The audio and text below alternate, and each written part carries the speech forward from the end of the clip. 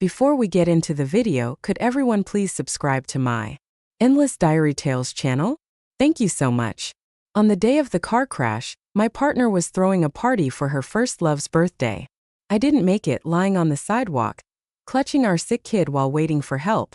When I woke up, I was back in my high school days. A sweet and innocent girl in the back seat blushed and asked if I wanted to be her boyfriend. No way, that's so gross. Don't ever say that again. Everyone at Riverside High was buzzing about it. Jake, Jamie's biggest fan, had fallen for someone else during morning study time. He didn't bring Jamie her usual milk, nor did he help her with her chores during breaks. Even when Jamie had a stomach ache, he didn't skip class to get her some warm milk and make her rose sugar water like he always did. He'd been trying to win her over for almost a year and was just throwing in the towel now. Maybe he's having a meltdown waiting for Jamie to soften him up. Think he's moved on. I heard the top girl from Lincoln High is also after him. With a slam, Jamie angrily tossed her English book onto the desk. It was study time again. If you want to gossip, do it outside. As soon as she finished, I happened to head to the door. The classroom went quiet, dozens of eyes fixed on me. Ignoring them, I walked back to my seat, pulled out the chair and sat down. When I opened my backpack, there were 2 bottles of milk inside. Guess the maid at home used to heat 2 glasses of milk and forgot I only needed to bring one. From now on, Jamie's deskmate, Mia, nudged her arm and whispered, "Jake's trying to make up with you." I told her he couldn't hold out much longer. Jamie's eyes flickered, but instead, I handed the milk to my desk mate. "Here for you," I said. Ryan looked shocked and unsure. I nodded. Then I opened my Chinese textbook and started reading quietly. Ryan leaned over, curious. "Why are you hitting the books?" Without looking up, I said, "I want to get into class the next semester." I got into Riverside with the second highest score in the city, but just to be in the same class as Jamie, I purposely left a bunch of questions blank during the first monthly exam and bounced from class to class F like I wanted. But now I had no reason to stay in this class anymore. Thinking about how the girl behind me would later become my partner 9 years later, but had put sleeping pills in our hungry kid's bottle to rush to her first love, causing our car accident on a snowy night en route to the hospital. I can't forgive her, so let's end this messed up relationship early. At noon, Ryan and I headed to the cafeteria. After the cook served me the ribs I wanted, he grinned and asked, "What are you getting for Jamie today?" "We got her favorite squirrel fish." I paused, reminiscing about my bold and enthusiastic chase after Jamie in high school, filling her desk with love notes I wrote, confessing loudly on the stage during flag raising despite the principal's warnings. Even the cafeteria cook knew her favorite dishes. Everyone knew I liked Jamie. It was like banging my head against a wall and never looking back. Think about it, it was all a joke. I shook my head. I'm not getting her food anymore. I paused and added, and I won't be getting it for her in the future either. The cook's hand was about to serve the squirrel fish. I paused, grabbed Ryan, and turned to leave. Unexpectedly, I bumped into Jamie at the end of the hall. Our eyes met and she looked stunned. I quickly looked away and left without turning back. Ryan whispered, "Jake, what's up with you? Why did you suddenly stop paying attention to Jamie?" I sat at the table mixing rib soup with white rice. "Nothing, I just thought it was pointless." After I stopped making Jamie the center of my life, I realized how much free time I actually had. Playing basketball with my friends, arm wrestling, pulling out old test papers and practice books I tossed into my desk, and finishing them little by little. A high school life without constantly stressing about her turned out to be so youthful and awesome. A few days passed like this. Then our school's dance competition came around. The homeroom teacher told us to head to the playground to cheer for our classmates. I remembered in my past life, I bought all the flowers from nearby shops to support Jamie's dance club. I even arranged petals on the ground to spell out, "Dancers, chase your dreams." Even though the thorns on the flower branches pricked my palms, chasing my dreams, even with the thorns piercing my hands and making them bleed, still felt worth it in the end. Jamie's dance team won the competition with a high score amidst all the applause and congratulations. Her eyes were on her teammates and the honor, not on me. So this time, I used the excuse of feeling sick to ask the teacher for leave and stayed in the classroom alone to memorize English words. Such stupid and ridiculous things. I don't think I'll ever do those again in this life. Ryan came back halfway and said to me, "Today Jamie was totally off her game while dancing. Her eyes kept looking at the audience like she was searching for someone. After that, he looked at me again. Jake, could she be looking for you? No. I finished writing a line of English words and calmly denied it. At this moment, Jamie practically had "dislike Jake" written all over her face. Me not going would make her happy. Ryan kept talking about the dance competition. I wasn't in the mood to listen but didn't want to cut him off, so I used the excuse of going to get hot water. Who knew, as soon as I stepped out of the classroom, a few people were rushing toward me. I was about to sidestep when Mia, supporting Jamie, shouted at me, "Jake, don't you have a pain relief spray? Hurry and get it for Jamie, she's hurt." I did prepare a small medicine box because Jamie loves to dance. It has lots of imported meds that you can't get easily, really good for injuries. But last time she won the competition, so why is she hurt this time? Jake, why are you just standing there? Mia said anxiously. I snapped back to reality, glanced at Jamie's swollen ankle and said indifferently, "It's expired. Throw it away." After saying this, I grabbed my water cup and headed to the water room, not even glancing back. What am I thinking? Her injury, what does it have to do with me? The pain I went through before was way worse than hers. What reason do I have to feel bad for her?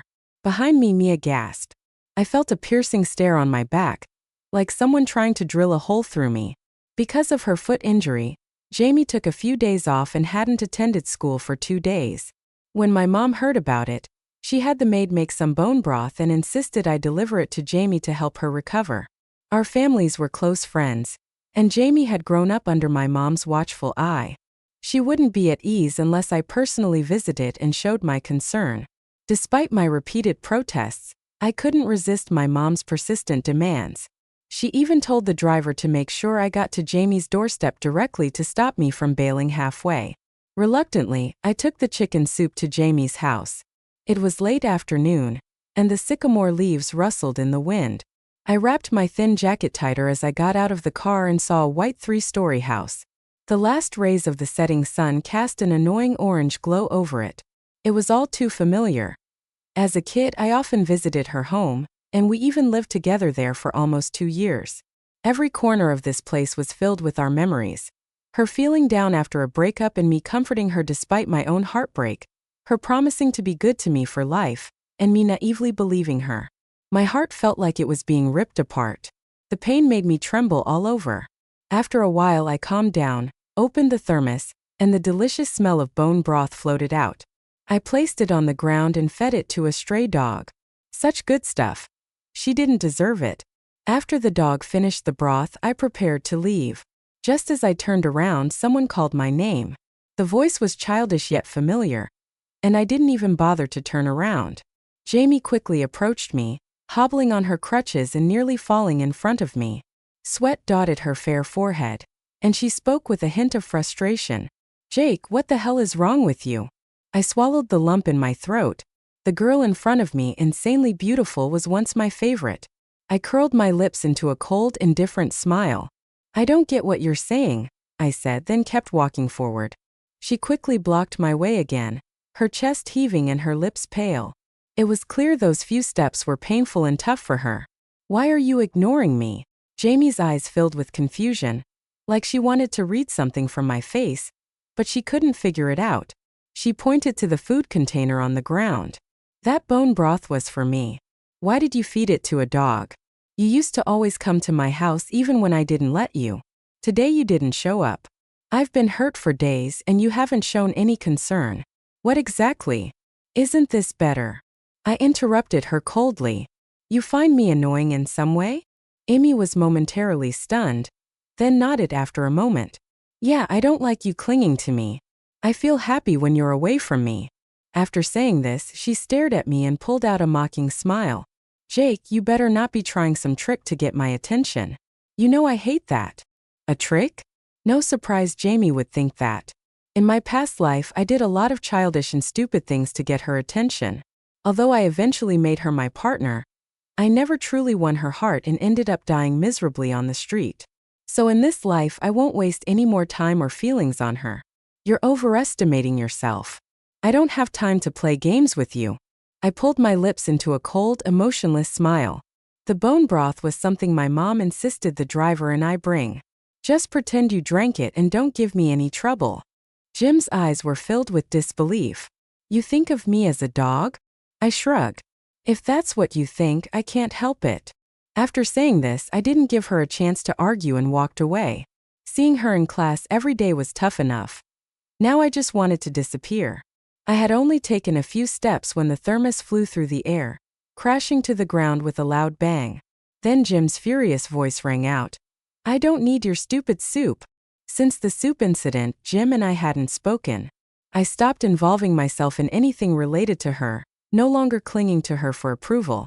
Instead, I focused entirely on my studies, aiming to return to Class A as soon as possible. Once I'm back in class, I won't have to see her every day. In 2 years during the college entrance exams, I won't stay in the same city as her. Watching her break up and get back together with her first love, going through constant emotional turmoil, I plan to escape as far as possible, hoping never to cross paths with her again in this lifetime. However, the high school curriculum was pretty tough for me now, so I asked my mom to find a tutor for me. Among many candidates, I chose Sophie, who was in the same grade in school but from Class A. She was the top student who had beaten me in the high school entrance exam and was known as a super scholar.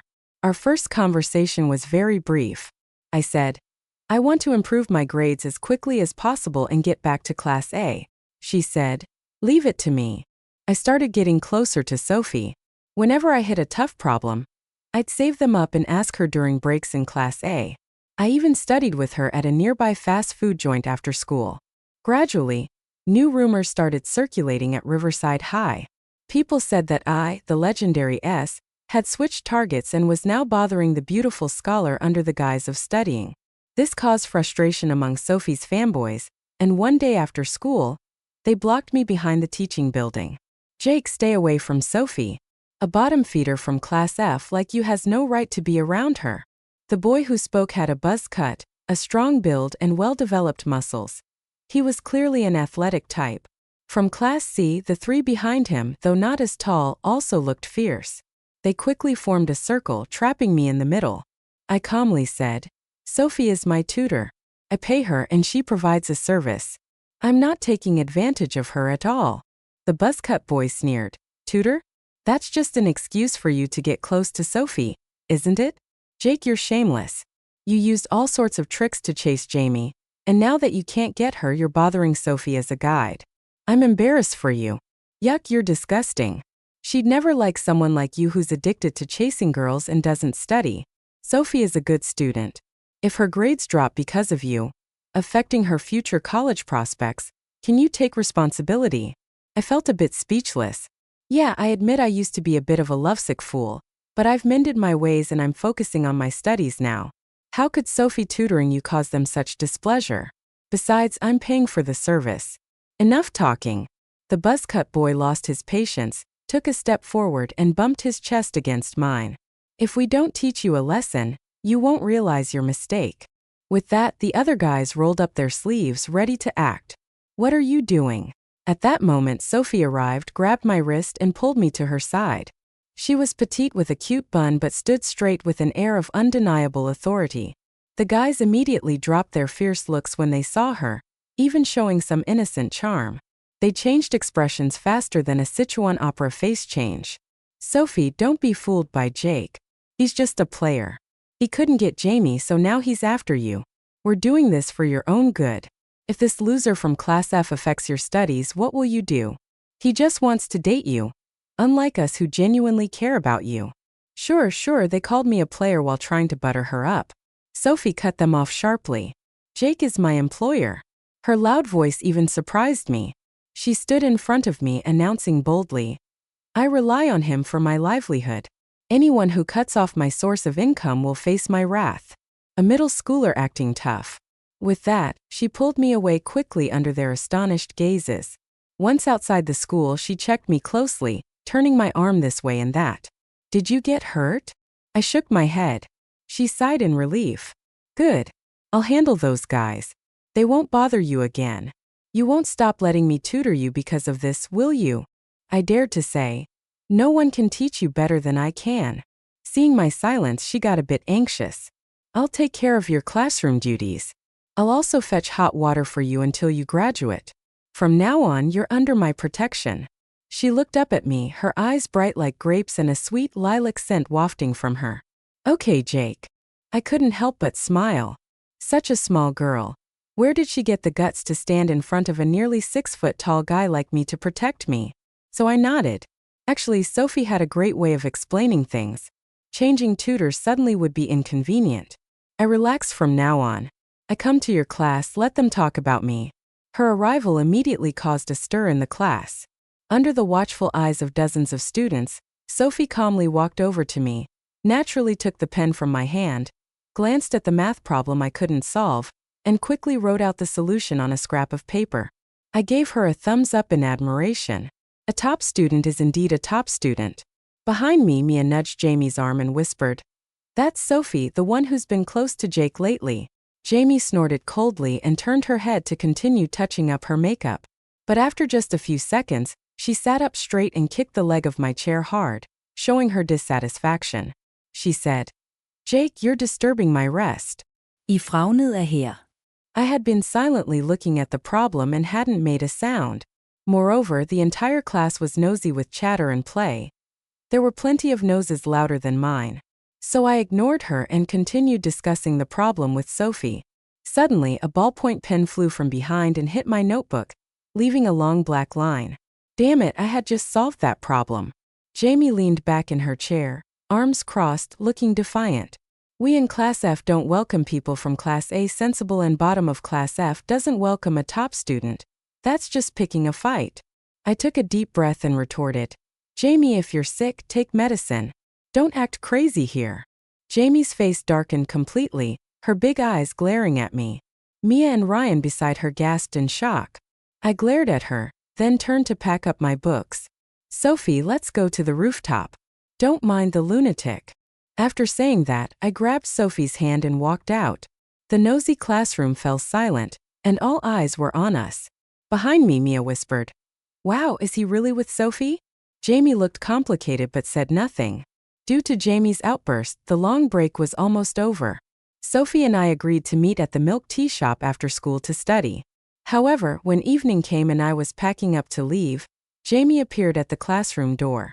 Given her behavior during the day, I didn't want to waste words and prepared to ignore her. She blocked my way. "You want to get into class, huh?" I replied impatiently.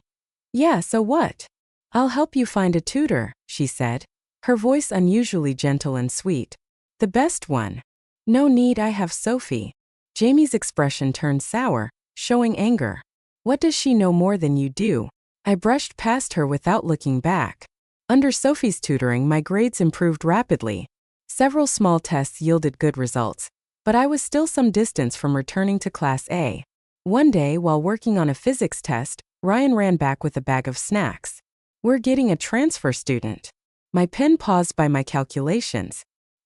"He should be arriving soon." The class bell rang, and just like in my past life, Jamie helped him into the classroom. He had gotten lost on his way to report to Class F and was hit by a basketball, injuring his leg. I looked at Ken's face, which wasn't particularly handsome. He wasn't smart, but he was manipulative and opportunistic.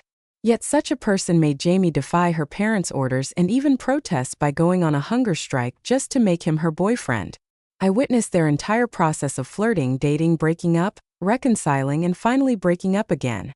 I took advantage of her vulnerability back then. Jamie, deeply hurt, drank herself into oblivion, and I stayed by her side. I was there when she drank, smoked, and suffered from insomnia. When she cried, I cried. When she laughed, I laughed. One night after she got drunk, she untied my belt. The next morning, she was dazed for a long time before saying she wanted to marry me. I laughed until I cried. I thought my deep affection wouldn't be in vain. Who knew that when our kid was just 7 months old, these two went out on a date behind my back? I was just a side note in their grand love story. Ken's seat was arranged in front of mine. Jamie helped him sit down carefully. He thanked her. Jamie shook her head and said, "It's nothing." My heart ached and I quickly lowered my head, tears welling up and almost falling. In my past life, I was arrogant and never saw ordinary Ken as a threat. But in this life, I just wanted to run away. After school, Sophie came to me. Jake, your favorite oolong tea. It was funny. Although Sophie was my tutor, logically I should be the one treating her well, but she always bought me delicious things. She claimed it was to combine work and rest, improving study efficiency. I shook my head. Sophie, I want a drink. So we went to the night market behind the school, ordering beer and skewers. Since deciding to focus on my studies every time I met Sophie, it was to study. It was rare to relax like this. During the meal, neither of us spoke. She ate skewers enthusiastically. I drank beer enthusiastically. After eating and drinking, I was so drunk I could barely stand. She immediately reached out to support me. No need, don't be polite. I ate well so I'd have the strength to carry you back. Without a word, Sophie lifted one of my arms and placed it over her shoulder, wrapping her arm around my waist. Her soft, fragrant body tried to support a grown man's weight. She was so cute it pained me and made me want to laugh. Jake, try to be happy. She stayed by my side, not speaking unless I did. After a while, she finally spoke softly. I just want you to be happy. I let her support me. My eyes read. I couldn't tell anyone about my past life's experiences. No one could understand my pain. Even though I should hate certain people in this life, they hadn't done anything wrong yet, and I had no reason to. Sophie supported me the entire way, and I felt miserable the entire time. When we were just a block away from home, I exhaled softly. Sophie, this life I'll be willful just this once. From now on, no one can make me cry. Sophie's voice was soft. If you want to be willful, be willful. I'll comfort you. After all, I'm a good student. I don't need to study hard, so I have plenty of time. A warm feeling filled my heart and I smiled silently. The midterm exams were approaching, and I started studying even harder, hoping to get into Class A as soon as possible. During self-study, Ken threw a paper ball at me, asking me to pass it to Jamie behind me. I was focused on reviewing the key points Sophie had marked for me, and this sudden interruption annoyed me.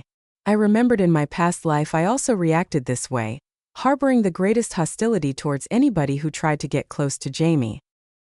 I immediately opened the paper ball, finding a piece of chocolate and a doodle of a little ghost's face. I instantly got furious and unceremoniously declared my claim over Jamie, telling him not to waste his time. But during the break, he angrily grabbed Jamie's hand. The look Jamie gave me could have killed. Thinking about it, I just glanced at the paper ball and said, "Dude, it's self-study time. Just because you don't want to study doesn't mean others don't." Ken's face turned red with anger. "It's just a note. Do you really have to be like this? If you love studying so much, why are you in Class F? Damn it. Looking down on me? I'm in Class F because I choose to be, not because I belong here." After saying that, I stood up, gathered my things, and threw them on Ken's desk. "If you like passing notes so much, fine, let's switch seats. Pass them all you want." Ken clenched his fists in anger. "Why are you targeting me? I'm not trying to take Jamie from you. I just wanted to thank her." Judging by his defensive tone, he must have heard about my high-profile chase after Jamie. Passing this note was probably just to embarrass me. Too bad I don't care anymore. First, you can chase whoever you want and thank whoever you want. It has nothing to do with me. Second, I'm giving you a convenient opportunity. You should thank me. Then I pulled him up and sat in his seat. Honestly, I was tired of being stuck between these two. This was a good excuse to leave. In the end, I sincerely hoped these two would stick together and not harm others. At this point, Jamie, who had been touching up her makeup, looked up and frowned at us switching seats. "Jake, what do you mean by this?" Since she offered to find me a tutor and I refused, we hadn't spoken in a while. I turned and smiled faintly. "Just helping you two out. No need to thank me." Jamie's face turned sour. Ken saw the chance to pick up the paper ball. "Sorry for disturbing you. It's my fault, Jamie. I noticed you didn't have breakfast. Want some chocolate?" Jamie, still angry, impatiently slapped the paper ball from his hand. "I hate sweets." Ken clenched his fist. Secretly, I didn't bother watching their daily drama and continued studying. Soon the bell rang. I grabbed my cup to get some water, but Ken grabbed it first with an innocent, pleading look. "Jake, I'm sorry for what I said during self-study. Let me get you some water as an apology. Please forgive me." "No need. Not letting me get the water means you won't forgive me. You hate me. My temples throbbed. Talking to this guy was exhausting. I just want to be friends, he continued, shaking the cup. Don't worry, I'll be quick. Ignoring my protest, he ran out. Ryan was puzzled. Is he okay? I shrugged, showing I didn't understand. About 5 minutes later, Ken came back with hot water. Jake, here you go. As I reached for it, he let go early, deliberately tipping the cup towards him. The steaming hot water spilled out, scalding his hand. Jake, I just wanted to be friends. Why won't you forgive me? His shout drew the entire class's attention. Can you believe it? A 16-year-old playing such childish, disgusting tricks. I used to think that despite his poor background and academic performance, there must be some unknown charm in him that made Jamie so deeply in love with him. But seeing this now, I was about to lose my cool when Jamie rushed over. What happened? Where did you get burned? Ken showed his red, scalded hand. I'm fine, don't blame Jake. To my surprise, she ignored Ken and came straight to me, checking my hand carefully. Compared to Ken's red, scalded hand, I only had a few red spots. Are you blind? Jamie yelled at Ken. You can't even hold a cup of hot water properly. Her words stunned both Ken and me. Jamie forcefully dragged me to the infirmary. The doctor's exact words were, if you had come any later, the wounds would have healed. Jamie cleared her throat, looking away. On the way back, we walked in silence. Almost at the classroom, she suddenly spoke. Jake, switch seats back. Why? A long pause. Just before we reached the door, she said, I take back what I said about hating you. After a moment's hesitation, she added, the day after tomorrow is my birthday. The whole class will be there. Can you come? I discovered Jamie was pregnant on her birthday. It started when she, who usually had trouble sleeping, suddenly became lethargic and had an increased appetite. I bought a pregnancy test for her to try, but she impatiently said it was impossible and kept partying, staying up late, putting on makeup, wearing high heels, and eating irregularly for her health. I intentionally drained the water from the toilet and tested her morning urine that she forgot to flush. Sure enough, 2 lines appeared. The moment I confirmed she was pregnant, I almost jumped with joy. I even went to the store and bought a gift box with a pair of baby socks inside. I thought this was the best gift from heaven for Jamie and me. She was willing to carry our child, and I wanted to give her a home to stay with her forever, to give her my life. But much later, I learned from Ken that she had come that day to break up with me. The child was an accident and she didn't want it at all. But she couldn't tell if it was my child or Ken's. If it was Ken's, she was happy. If it was mine, she hated it. Unfortunately, it didn't turn out the way she wanted. The child was mine. Memories can be painful. I rubbed my temples. I have something to do. I can't go. The person behind me stopped, her voice, sweet and slightly pleading. It's the way we used to go to. I'll wait for you. I have something very important to tell you. I realized Jamie and Ken were both the same. They couldn't understand human words. I didn't respond and went straight into the classroom. The days quickly passed and soon it was 2 days later. All my classmates had prepared birthday gifts for Jamie. Mia had prepared a crystal ball, and Ryan put a bag of crunchy noodles in an empty box. He sneered at me. Jamie used to bully you. Giving her a bag of crunchy noodles is more than she deserves. I smirked, then turned to see Ken place a hairpin in a paper bag. No logo, crudely made, likely bought from a roadside accessory shop. To be honest, he didn't know Jamie never wore unbranded items. I continued my classes, took notes, and did my homework until school ended. Everyone went to the car Jamie's family had sent. I avoided the crowd, went to an empty corner, took out a paper airplane from my pocket, and burned it with a lighter. In this life, I decided to cut my losses early, stay away from toxic people, and live my life well. I'm doing great, and my future should be fine too. The only regret is the child who was hated by his own mother and died in a car accident. The fire quickly consumed the paper airplane. I thought, if I have a chance to fall in love and get married in this life, please come back and be my child. I'm strong and clear-headed now. This time I'll protect you. I went home, curled up in bed with a book, and it started to rain heavily outside. At midnight, Jamie called me. I turned off my phone. In the middle of the night, my mom woke me up, saying Jamie was in the yard. I glanced at the clock on the wall. It was 3 in the morning. The rain hadn't stopped. I went outside. She stood in the drizzle, her hair sticking to her face, her eyes covered with a layer of moisture. Her first words were, "Why didn't you come holding an umbrella?" I stood 5 or 6 steps away, not wanting to get closer. The umbrella was small, and I didn't want to share it with her. I never said I would come. Jamie closed her eyes, took a deep breath. "Fine, it doesn't matter." She opened her eyes, went to the car to get a cake, and brought it to me. "I waited for you to blow out the candles." I didn't move, watching the rain drip from her hair, her lips turning blue with cold, but I didn't feel any sympathy. Our eyes met and she saw the coldness in mine. Her smile faded and she sighed. "Jake, can't you just give in? Please show some mercy and acknowledge me. Don't look at me like that." My eyes fell on the cake in her hands. In the past, I was always the busiest on her birthday, choosing gifts, baking the cake, writing cards, decorating the venue, etc. I never expected anything in return, nor did I hope to blow out the candles with her. I just wanted her to be happy. I don't know why this Jamie suddenly started caring about me in this life, but belated affection is worth less. Less than grass. I no longer cared. "Jamie, don't you understand? I don't like you anymore. Not only do I not like you, but I also don't even want to be friends with you." My words left her stunned. "What?" "I switched seats with Ken to stay away from you.